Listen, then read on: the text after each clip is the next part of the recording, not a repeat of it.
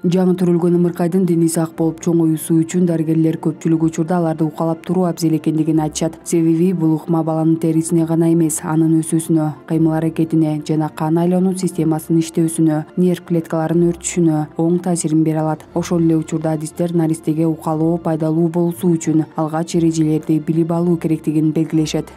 Детский массажга эгерде 4 жашка чейин ала турган болсок, аларга только сылап сыйпалоо, андан ашыкча баягындай кызытуу же болбосо мукалоо мындай ыкмаларды колдонууга болбойт. 4 жаштан жогору уже аз-аздан көп эмес манжанын уштары менен бир аз басым менен жасасак боло берет. Андан 10 жаштан жогорусуна кадимкидей эле чоң кишилерге жасагандай болуп, чоң кишилерге жасагандагыдай эмес, эми андан бир аз азыраак басым менен жасайбыз. Ошол эле техникалар колдонулат. Жалпысынан 16 жашка чейинки балдарга укалуунун классикалык түрү гана сунушталат. Анткени алардын организми назик болгондуктан укалуунун башка ыкмалары аларга терс таасир бериши мүмкүн. Андан сырткары балдарга укалуу жасап жаткан мезгилде сөзсүз убакытты да эске алуу талап кылынат. 4 жашка чейин кайрылган балдар, жаш балдар боло турган болсо, аларга 20 минуттан жарым саатка чейин бул достаточно, жетиштүү. Аларга бир эле массаж менен эле токтолуп калбастан, чектелип калбастан, аларга кыймылды дагы жасап берип туруу зарыл.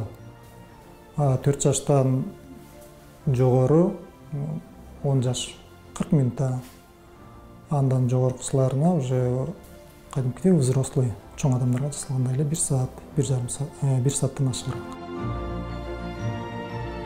Баланы жеңил сылап сыйпалоо жолу менен үй шартында да укалап турууга болот. Ал үчүн болгону териге арналган майларды колдонуу гана сунушталат. А бирок баланын ден соолугунда кандайдыр бир көйгөй болсо, мисалы бутунда май тапандуулук белгиси болсо же Даун синдрому менен жабыркаса, укалоочу адистерге кайрылуу зарыл. Анткени мындай учурда балага атайын ыкмаларды колдонуу керек болот. Май таман деп коебуз го.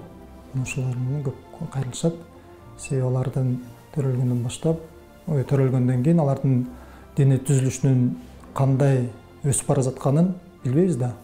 Алар чоңойгон сайын сөөктөрүнүн өзгөрүшү, булчуң эттеринин өзгөрүшү, туура өсүүсүнө жардам берүү максатында ошол массаж жасайбыз.